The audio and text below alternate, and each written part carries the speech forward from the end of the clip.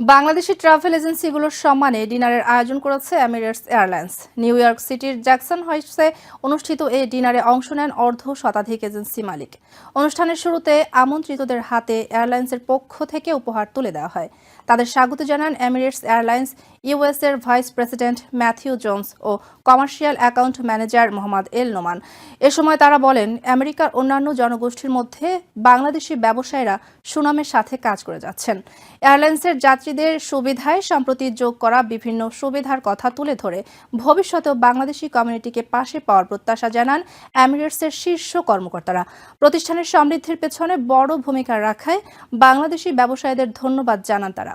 এ সময় যাত্রী সেবা বাড়াতে এয়ারলাইন্স কর্তৃপক্ষকে নানা পরামর্শ দেন ট্রাভেল এজেন্ট প্রতিষ্ঠানের কর্ণধাররা। It's our absolute pleasure as Emirates Airlines to support the Bangladeshi community here in New York City with great partners, not just around me but in the room tonight.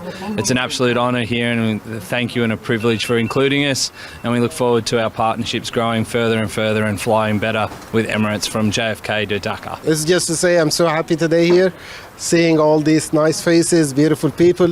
Thank you very much. Thank you for your support to Emirates all the time, and we will continue to support the community as well. Thank you Bilal, Bashir and everyone in the community. Thank you Harun, and thank you to Matthew Jones, our VP USA. Thank you Amirat, always supporting us, and we are supporting also Amirat. Thank you everybody. New York থেকে সম্প্রচারিত TVN 24 television বিশ্বজুড়ে বাঙালির কণ্ঠস্বর।